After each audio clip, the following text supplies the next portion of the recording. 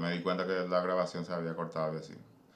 Pero son ustedes muy atentos, no creo que miran otra vez la grabación porque ya saben todo.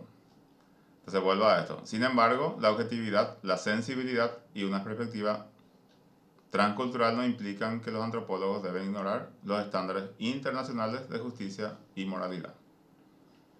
O sea que a la par también de las prácticas culturales se analiza otros aspectos. Y vamos a ver también que hay muchos investigadores que se niegan a realizar investigaciones donde las prácticas no condicen con su condición de ser. Entonces los antropólogos no tienen que aprobar costumbres como el infanticidio. Fíjense que esto podría ser un derecho cultural. El canibalismo y la tortura para registrar su existencia y determinar sus causas y las motivaciones detrás de ella. Todo esto mencionado que nosotros desde nuestra postura vemos como una práctica negativa, podría ser una práctica aceptada en muchas culturas. Aceptada y apoyada, ¿verdad? Y por eso también se sigue practicando. Entonces, algunos etnógrafos, antropólogos que no estén de acuerdo con este tipo de práctica, por supuesto que no va a poder realizar su trabajo de investigación en ese tipo de contexto. Entonces, cada antropólogo posee opciones acerca de dónde realizará su trabajo de campo. Y acá nos dice justamente eso. Algunos antropólogos eligen no estudiar una cultura particular porque descubren por adelantado en el trabajo de campo que ahí se practican conductas que consideran moralmente repugnantes. Cuando se enfrenta con tal comportamiento, cada antropólogo debe realizar un juicio acerca de cómo actuar ante el mismo, si es que resulta posible hacer algo. Y ahí está la pregunta para usted. ¿Qué opina usted? A ver, Ana María Silguero. No, yo iba a opinar con respecto a lo que dijo en cuanto al choque que tiene la antropología con la cultura de los demás, ¿verdad? Sí, Eh, en el caso, por ejemplo, de la mutación de las mujeres en África. sí, Eso es, por ejemplo, un choque demasiado grande y hasta ahora se sigue practicando esa barbaridad. En sí, ese caso, lo que yo estaba pensando, ¿verdad?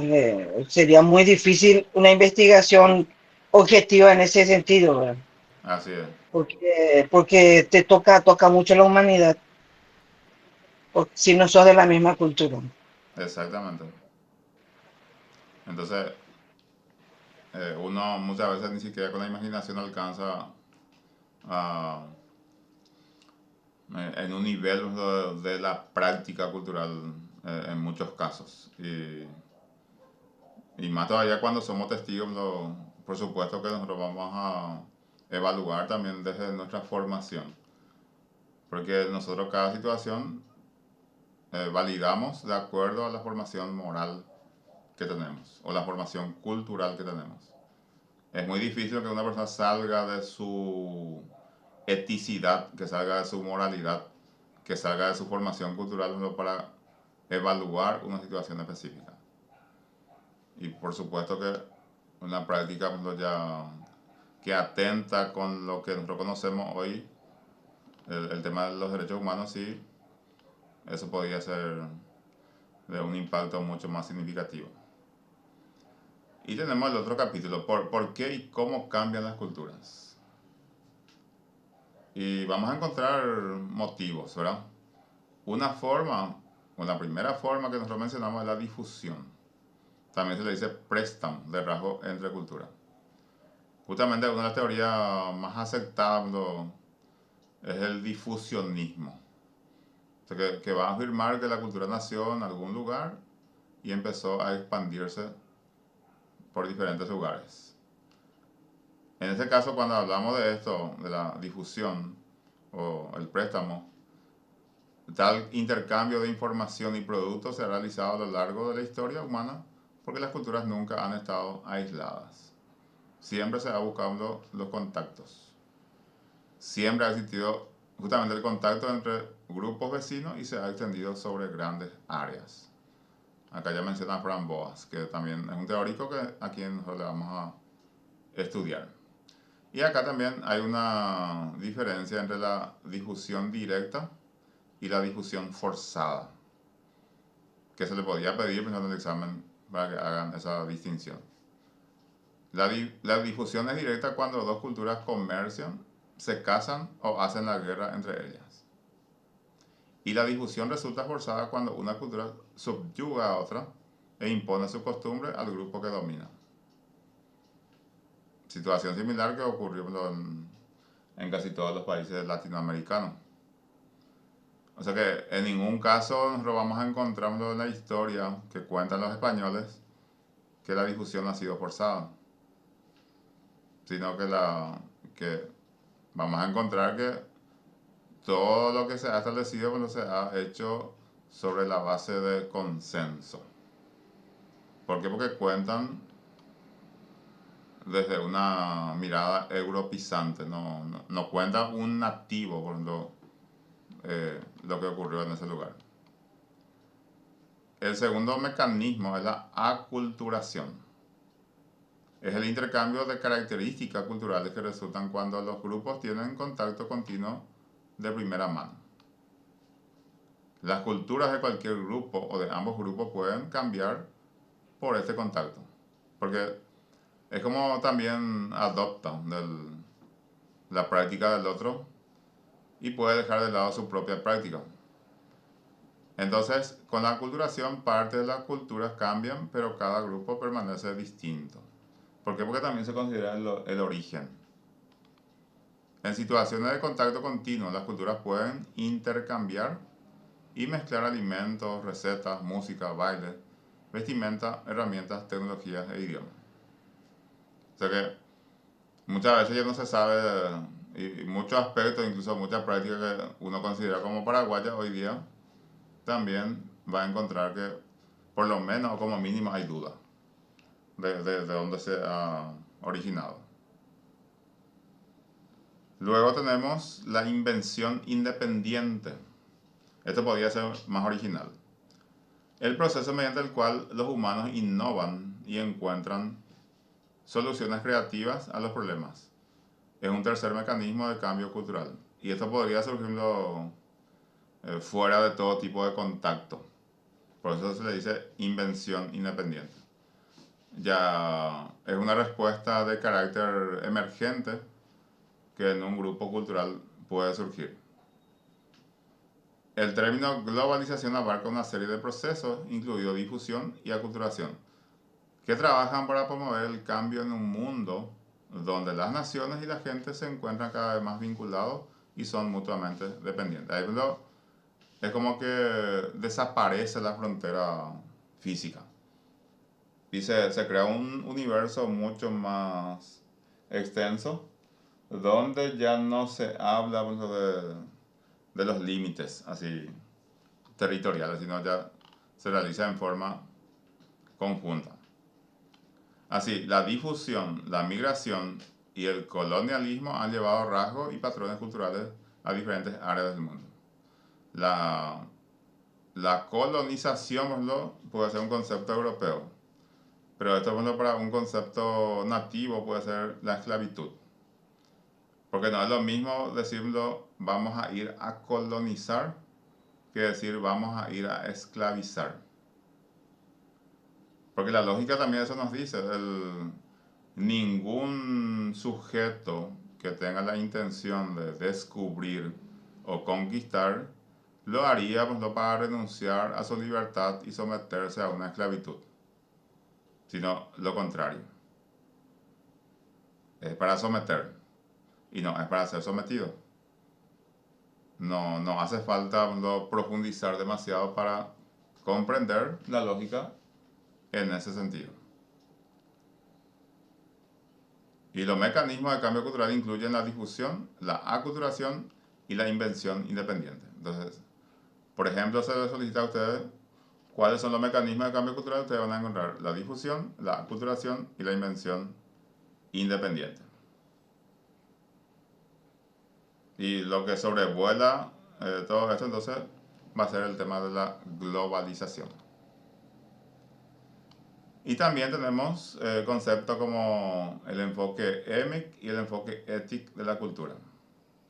Acá también nos pone el material, también se puede ver en Marvin Harris, Antropología Cultural. ¿Alguien sabe qué significa estos dos términos, enfoque EMIC y ETIC, en la investigación? Así con su término.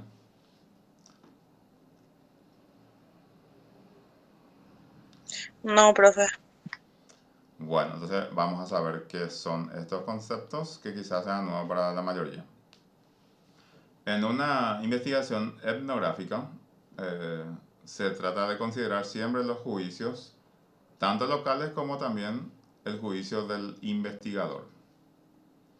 Entonces, se aplica o se podría aplicar, eso también en investigación se le llama triangulación.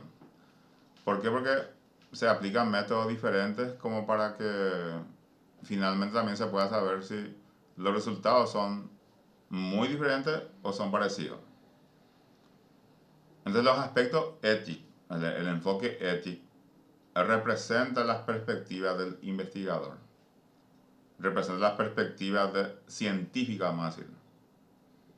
O sea que cómo observa el investigador. Por ejemplo, en una técnica de observación participante. El que observa, cómo entiende lo que observa. Y el enfoque EMI es la perspectiva local de la investigación. O sea, cómo explica su propia práctica una persona que vive dentro de la misma cultura. Porque una persona que no vivió en la cultura va a describir, hicieron esto, tales movimientos, tales bailes, pero necesita del respaldo del enfoque EMI para que pueda interpretar también o entender lo que le explica el que vive esa cultura y le dice por qué lo hace. Entonces, hay dos enfoques, el enfoque EMI, que es la perspectiva local, y el enfoque ético es la perspectiva científica, dentro de una investigación. Entonces, cuando hay cierta similitud, el resultado podría ser válido. O simplemente tenemos que profundizar la investigación. Acá me va a llevar a cabo una investigación en el modo EMI. Los etnógrafos intentan adquirir un conocimiento de las categorías y reglas necesarias para pensar y actuar como un nativo. O sea que el enfoque EMI entonces me permite pensar como un nativo. Nativo en el sentido de que la cultura local. Y la parte ética pretende generar teorías científicas fructíferas sobre las causas de las semejanzas y diferencias socioculturales. Y nuestra referencia. Momento de preguntas. Preguntas, planteamientos, acotaciones que quieran hacer.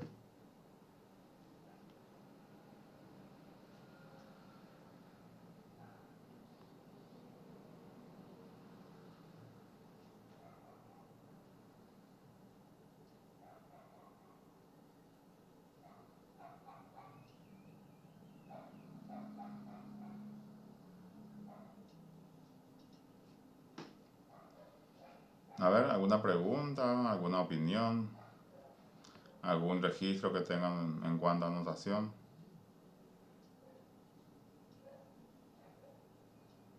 ¿O está todito claro?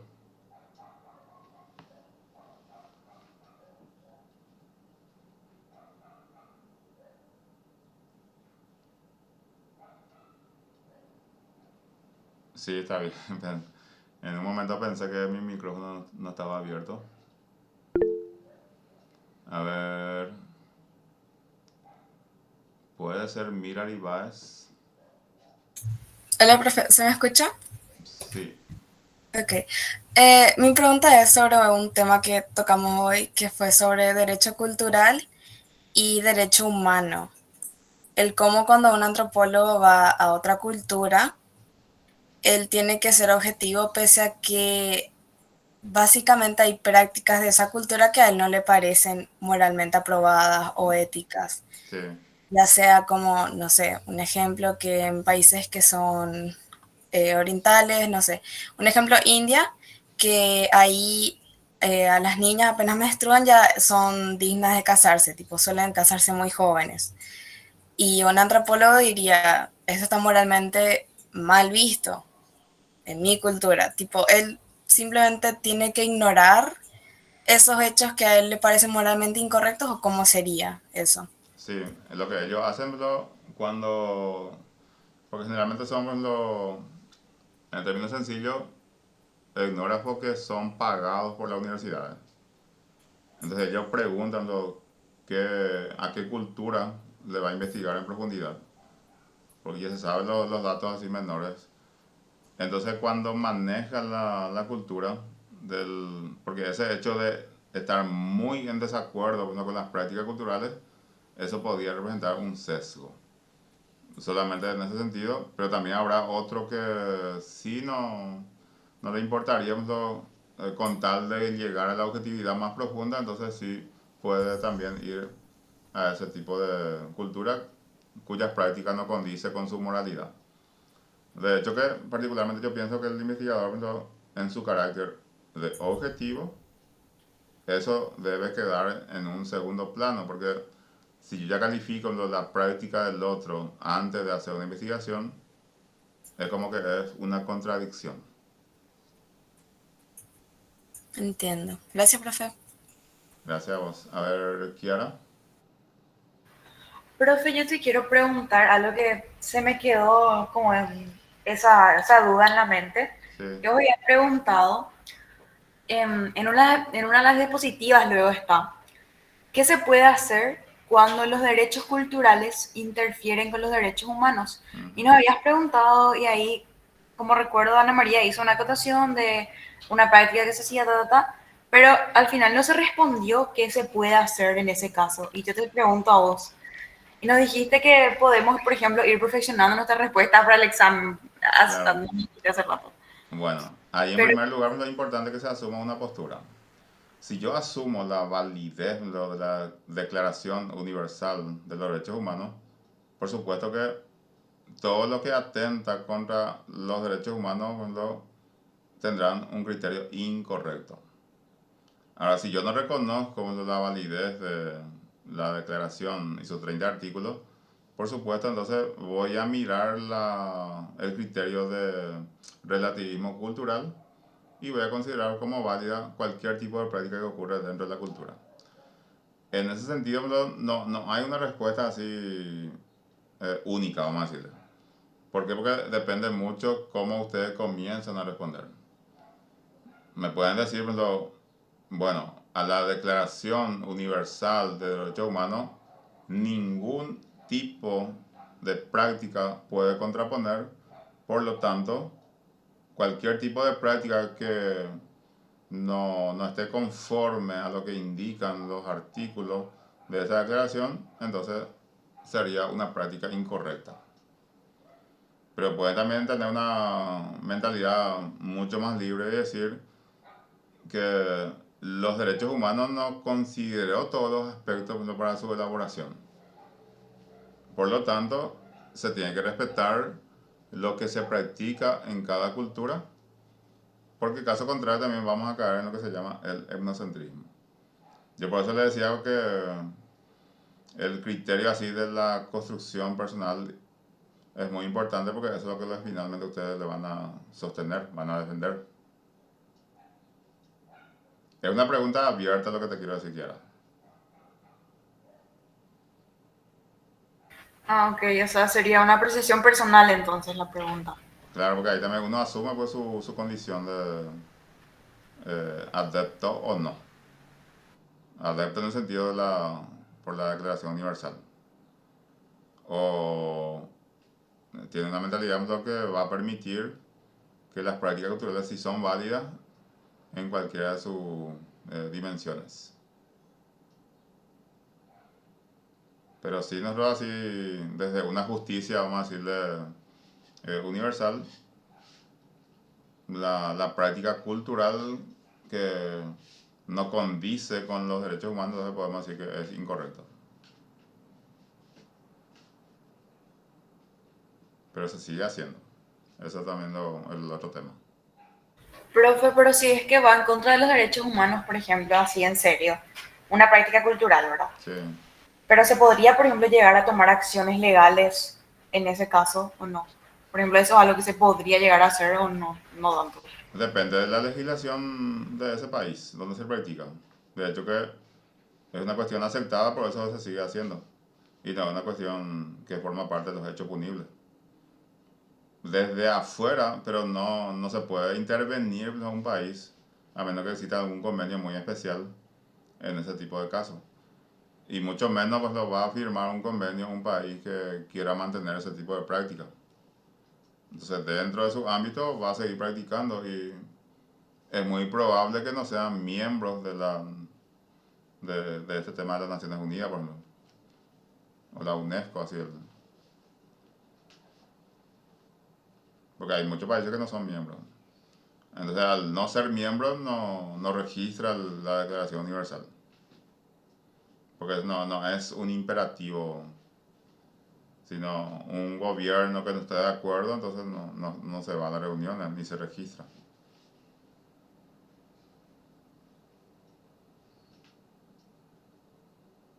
Donde todavía los poderes son así muy notorios. Entonces evidentemente que ellos no van a estar en condiciones de firmar un pacto con lo que le quieren dictar como una orden. Ya, profe, gracias.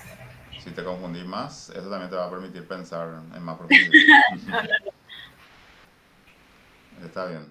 A ver, otra consulta, alguna opinión.